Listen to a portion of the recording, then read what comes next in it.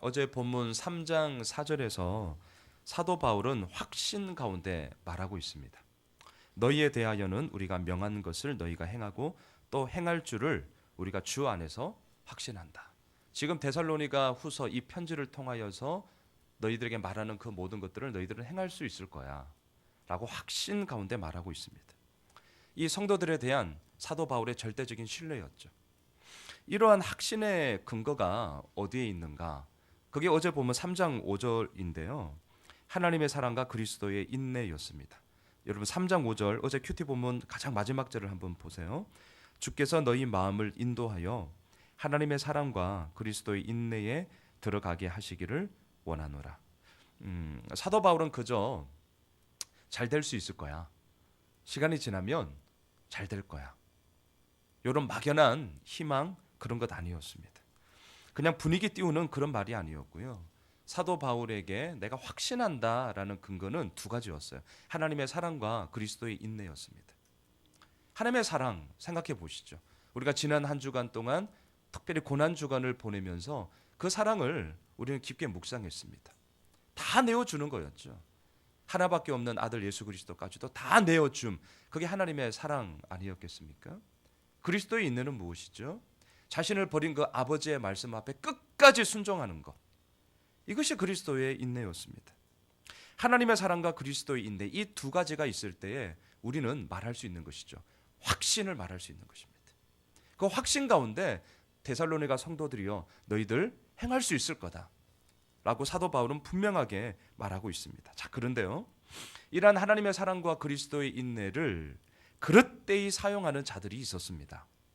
자, 그들은요 이미 주의 날이 이르렀다라고 종말론을 내세우면서 데살로니가 성도들을 미혹하였는데 2장 2절을 여러분 같이 한번 보겠습니다. 2장 2절입니다. 주일자 큐티 본문인데요. 2장 2절을 우리 같이 보도록 하겠습니다. 우리 함께 읽을까요? 시작.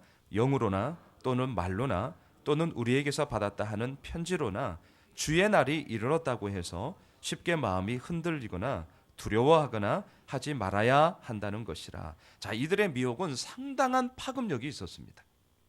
데살로니가 성도들의 마음이 쉽게 흔들렸어요. 종말이 왔다라는 소식에 두려워했습니다. 그래서 지금 편지를 쓰는 거예요. 쉽게 마음이 흔들리거나 두려워하지 말아라. 이 말은 거꾸로 말하면 지금 그렇다라는 거거든요. 이들의 미혹이 상당했습니다.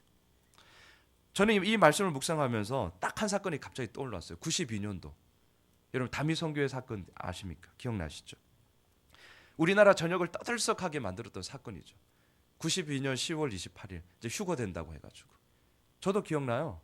9시 뉴스에서 그 생방송으로 그네들이 막 모여가지고 막 집회하는 장면 정말 뉴스거리죠.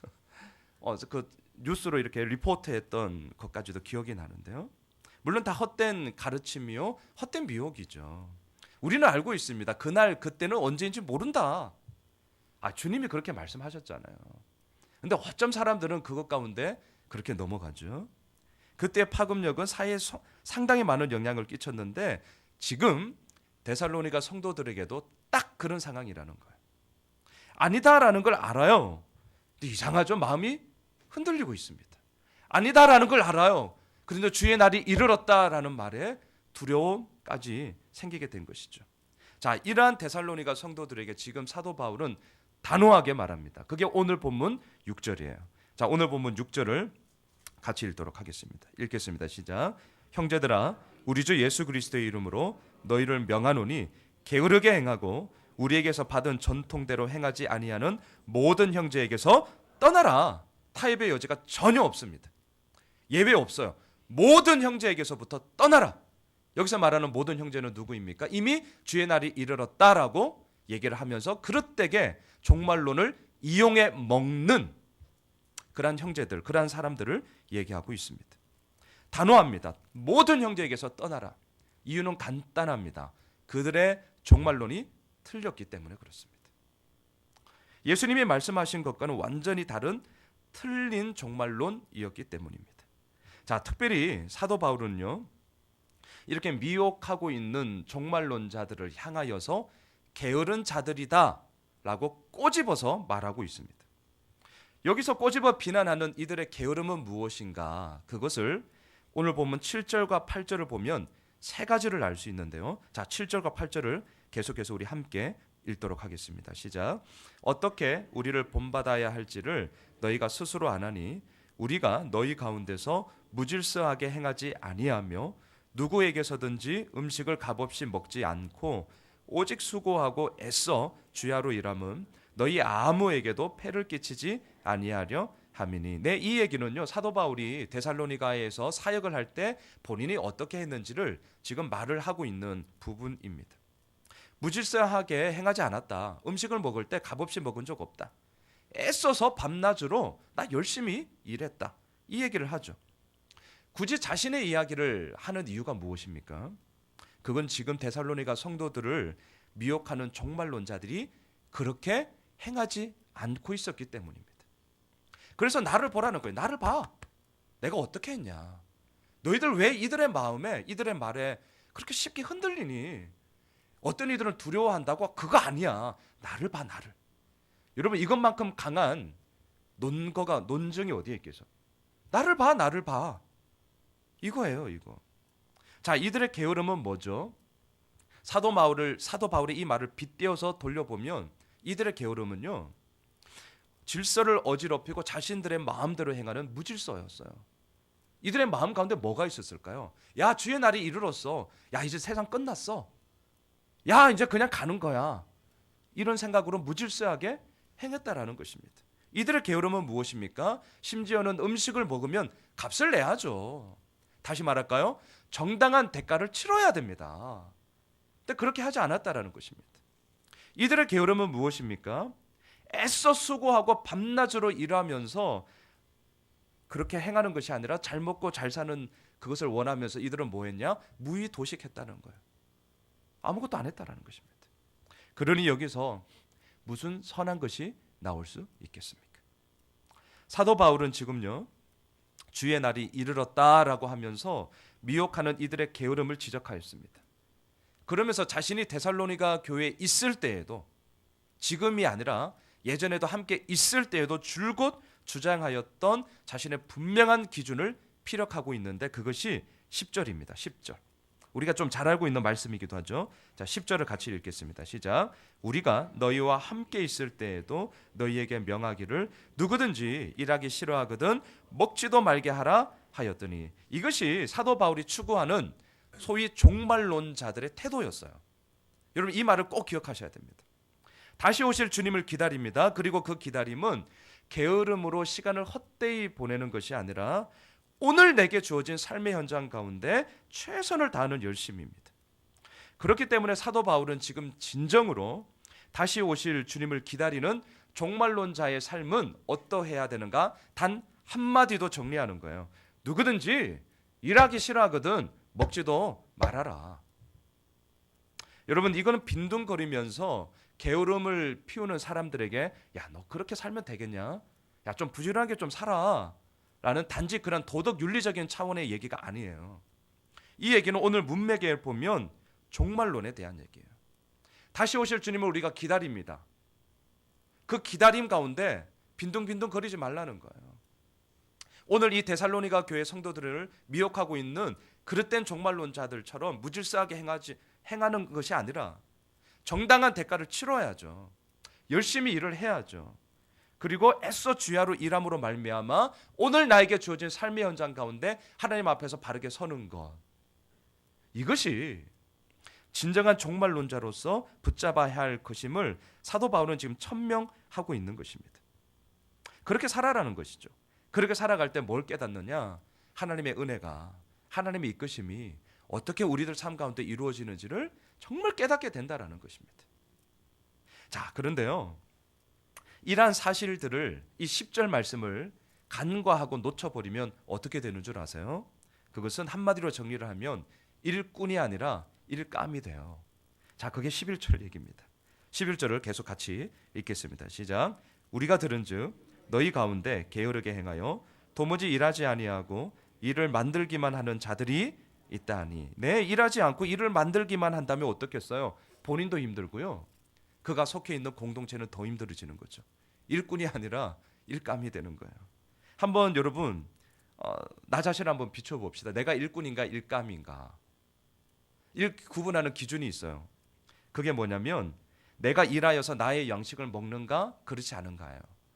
본문 12절을 보실까요? 계속해서 읽겠습니다. 시작. 이런 자들에게 우리가 명하고 주 예수 그리스도 안에서 권하기를 조용히 일하여 자기 양식을 먹으라 하노라. 자, 여기서 말하는 조용히 일하여, 이 말은 아무런 의견도 내지 말고 그냥 시키는 대로 잘해 라는 이런 억압이 아닙니다. 이런 억압이 아니에요. 여기서 말하는 이 조용히 일해라 라는 말은요, 잘못된 기준을 가지고 열심히 사명을 감당하는 사람들을 미혹하지 말아라 라는 것입니다. 지금 그릇된 종말론자들을 향하여서 얘기하는 것이죠. 그러면서 자기에게 주어진 삶의 현장 가운데 땀을 흘려 일을 하셔야 됩니다. 그때 얻게 되는 양식을 먹으면서 살아가는 삶이 일꾼이라는 거예요. 근데 그렇게 살지 않는 소위 무의도식하는 사람들 일감이 된다는 것이죠. 다시 한번 우리 스스로에게 질문해 봅시다. 나는 일꾼인가 아니면 나는 일감이 되는가? 자, 근데 이게 말처럼 그렇게 쉽지 않습니다. 그렇게 말처럼 쉽지 않아요. 그래서 사도 바울은 뭘 얘기하는 줄 아십니까? 13절을 보실까요? 읽겠습니다. 시작. 형제들아 너희는 선을 행하다가 낙심하지 말아라. 그래서 사도 바울이 이 얘기를 하는 것입니다. 자, 여기서 말하는 이 선은 그냥 착하게 살아라, 성실하게 살아라 이런 윤리적인 개념이 아니고요. 여기서 말하는 선은 주님이 말씀하신 재림을 기다리면서 오늘을 성실하게 살아가는 그 우리가 추구해야 되는 종말론을 의미합니다. 선을 행하다가 낙심할 수 있습니다. 낙심할 수 있어요. 왜냐하면 선을 행하면서 내가 가지고 있는 기대가 있기 때문에 그런 것이죠. 내가 선을 행하면서 기대하는 결과가 있어요. 그게 뭐죠? 기쁨이 넘치면 좋겠다는 거죠. 희망, 소망, 환희, 더 나아가서는 승리. 이것이 선을 행하는 우리들에게 있어야 되는 것 아니냐라는 게 기대가 된다니까요. 그런 것들이 소망함으로 이루어지게 되는 것입니다. 그런데 잘 보셔야 돼요. 이건 선을 행함으로 내가 생각하는, 내가 기대하는 결과이지 하나님이 기대하는 결과는 다를 수 있다는 것이죠. 자, 지난주일 담임 목사님이 설교하신 여러분 마가 요한을 잘 생각해 보셔야 됩니다. 1차 선교 여행 도중에 바울과 바나바를 떠나버렸어요. 자기 집에 갔다고요. 왜 갔을까요? 왜요? 우리가 작년에 사도행전을 묵상했었죠. 이 부분을 묵상하면서 저에게는 들어왔던 깨달음이 뭐냐면, 한마디로 말하면 마가 요한이 생각하고 있던 그림과는 달랐기 때문이에요. 성경은 이런 거야. 기대하는 소망이 있었어요. 기대하는 소망이. 야, 성경은 이런 거지. 그러면서 얼마나 큰 기대감을 가지고 바울과 바나 당대의 영적 거장들과 함께 선교를 떠났다고요. 근데 갔는데 자기가 생각했던 그림과는 아닌 거예요. 여러분, 삶의 선교 현장, 삶의 현장, 우리가 생각하는 기대, 그건 머릿속에 있는 이야기지. 우리들의 손과 발로 움직이는 삶의 현장은 다 그렇게 되지 않는 거예요. 마가 요한은 그 그림이 깨어지자 완전한 실망, 좌절, 낙심의 함정에 빠져버리게 된 것이죠. 그때 할 수 있는 일이 무엇입니까? 아무것도 없어요. 나 그냥 집에 돌아갈래. 이거예요. 여러분, 우리 힘들고 어려울 때 어떻게 해요? 옛날로 돌아가면, 왕년에 자꾸 과거로 돌아가죠. 과거로. 왜요? 내가 그때 뭔가를 컨트롤했었던 그 추억이, 그 기억이 마치 오늘을 할 수 있을 거냐? 우리를 착각하게 만들기 때문입니다. 그렇지 않아요. 마가 요한은요, 자기가 기대했던 그림이 있었어요. 오늘 말씀처럼 선을 행함으로. 여러분, 선교 선이죠. 누가 그걸 보고 악이라고 합니까? 예배 드리는 거 선이죠. 누가 그걸 악이라고 합니까? 기도하는 건 말할 것도 없죠. 근데 이상하죠? 그 선을 행함으로 말미암아 마가 요한은 낙심했다니까요. 떠나버렸어요. 우리의 이야기일 수 있습니다. 이거 기억하셔야 됩니다. 악을 행하다가 낙심하지 말라가 아니에요. 오늘 본문이. 잘못된 일을 행하다가 절망하지 말아라가 아니에요. 선을 행하다가 낙심하지 말아라예요. 선을 행하다가 이 말에 우리도 은근히 기대하는 나의 그림이 생긴다는 거예요. 제가 그렇더라고요. 내가 기대하는 그림, 이렇게 되겠지. 내가 선을 행하는데, 내가 하나님 앞에서 이렇게까지 하는데 하나님께서 그 결과 주지 않을까? 은근한 기대와 소망이 있다라는 거예요. 근데 그렇지 않습니다. 그렇지 않아요.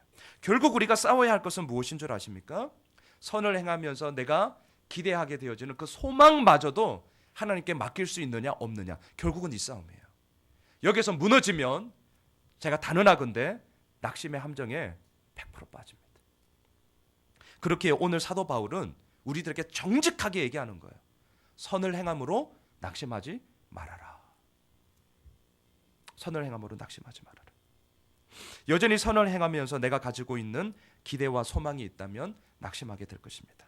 자, 우리는요, 선을 행하는 그 기대와 소망까지도 하나님께 맡기고 나아가야 합니다. 그래야 할 때에 결국은 내 삶에 주어지는, 내가 경험하게 되어지는 것이 있는데요, 그것이 16절입니다. 자, 16절 읽고 말씀을 정리하겠습니다. 같이 읽을까요? 16절입니다. 시작. 평강의 주께서 친히 때마다 일마다 너희에게 평강을 주시고 주께서 너희 모든 사람과 함께 하시기를 원하노라. 결국 모든 것을 하나님께 맡기고 나아갈 때 우리들에게 주어지는 것은 낙심이 아니라 평강이라는 거예요. 왜 사도 바울이 평강의 하나님을 얘기할까요? 평강, 낙심, 오늘 본문의 낙심과 평강이 이 반대말이 되는 거죠. 예, 선을 행하다가 낙심할 수 있으니까. 하지만 그 선을 행하다가 라는 말에 나의 기준이 분명하게 설 때 낙심할 수 있다니까요. 내 그림 깨질 수 있어요. 여러분, 마가 요한을 기억하십시오. 하지만 그것마저도 주님 앞에 다 내어 맡길 때 결국은 우리에게 이끌어 가시는 하나님의 선물은 이 땅에서 맛볼 수 없는 평강이죠. 평강. 그 평강만이 우리들에게 오는 것입니다. 저는 데살로니가 후서 1장 2절에서도 인사말에 이런 것이 있어요. 하나님 아버지와 예수 그리스도로부터 은혜와 평강이 있을지어다. 근데 저는 이 말씀을 묵상하면서 은혜와 평강, 오늘 마지막 16절도 평강을 얘기하고 있는데 여러분, 그 은혜, 그 평강은 어디에서부터 오는 것일까요? 그거 한번 잘 생각해 보세요. 그냥 인사말로 넘기는 얘기가 아니에요. 은혜와 평강이 있을지어다. 근데 우리의 싸움은 은혜와 평강이 있느냐 없느냐, 여기에 가기 전에 먼저 그 은혜와 평강이 어디로부터 오는지를 명확하게 하셔야 됩니다. 하나님 아버지와 예수 그리스도로부터 은혜와 평강이 있어야 됨에도 불구하고 우리는 성공으로부터, 명예로부터, 내가 가진 것으로부터, 내 자녀가 잘됨으로부터, 우리 싸움이 그거예요. 어쩜 우리는 이것을 다 낮춰버리고 은혜와 평강이 있을지어다, 여기에만 우리의 시선이 계속해서 가는지. 말씀을 정리하겠습니다. 우리는 다시 오실 주님을 기다리는 종말론자들입니다. 언제 오실지는 모르겠습니다. 하지만 주님은 분명하게 말씀하셨습니다. 그때요, 그 시는 하나님만 알지, 하나님만 안다. 하지만 반드시 다시 오신다. 우리는 종말론자들입니다. 일하기 싫거든 먹지로 말아라. 주님의 재림을 기다리면서 오늘 우리에게 주어진 삶의 현장 가운데 열심을 다해 땀 흘려야 됩니다. 오늘 사도 바울도 말했습니다. 애써서 내가 수고로움으로 밤낮으로 내가 일하지 않았냐. 네, 우리는 사도 바울을 기억해야 됩니다. 그리고 그 열매를 우리의 양식으로, 자기 양식으로 먹으며 살아야 됩니다. 이것이 성경에서 말하는 종말론자입니다. 여전히 나의 기대와 소망을 가지고 살아간다면 낙심할 수 있습니다. 우리가 기대해야 할 것은 오직 하나, 때마다 일마다 평강을 주시는 하나님을 바라보며 순종하는 것이죠. 바라기는요, 일감이 안 되었으면 좋겠습니다. 일꾼이 되기를 소망합니다. 정말 그 하나님 나라를 위하여서 우리가 일꾼으로 나아가는 것이죠. 언제요? 오늘이죠. 오늘 하루입니다. 그래야 할 때에 하나님께서 이루어 가시는 평강의 하나님이, 그리고 오늘 본문, 오늘 이 편지를 마무리하면서 뭐라 그러죠? 우리 주 예수 그리스도의 은혜가 너희 무리에게 있을지어다. 이런 하나님의 이끄심의 은혜가 오늘 하루 삶 우리 모두에게도 있을 줄 믿습니다. 기도하겠습니다. 하나님, 데살로니가 교회에 성도들을 미혹하는 그릇된 종말론자들이 있었습니다. 사도 바울은 단호합니다. 모든 그러한 형제들로부터 떠나라. 예외가 없습니다. 주님, 우리들을 유혹하는 것들은 뭐가 있을까요? 그릇된 종말론, 네, 우리는 그것을 보면서 아니다라는 것을 알고 있습니다. 우리들의 삶의 현장은 또 다른 이야기들로 참 우리를 미혹하는 것, 유혹하는 것이 참 많습니다. 명예가 될 수 있고 돈이 될 수 있고 건강이 될 수 있고 자녀가 될 수 있고 무엇이 정말 옳고 그른지 때로는 참 분단하기가 참 힘이 듭니다. 그렇기 때문에 오늘 이 새벽도 깨우며 주님 앞에 기도하며 나아갑니다. 주님, 정말 나의 그림으로 선을 행하다가 혹 낙심을 한다 할지라도 그것마저도 하나님께서 이끄심을 우리는 바라보면서 결국은 평강의 하나님의 인도하심을 맛봐야 할 것입니다. 하나님, 이것이 참 힘이 드는 얘기지만 그렇기 때문에 또한 오늘 이 새벽에도 기도합니다. 오늘 하루 우리들의 모든 삶의 현장 가운데 성경에 말씀하시는 정말 종말론자로서 우리들의 마음을 가지고 일감이 아니라 일꾼으로 오늘 주님 앞에 서기를 원하고 그것 가운데서 주께서 이루어 가시는 하나님의 생명의 역사를 우리를 통하여 오늘 하루에도 이루어가 주시옵소서. 그렇게 하실 주님을 기대하오며 예수님의 이름으로 기도드리옵나이다. 아멘. 하늘에 계신 우리 아버지여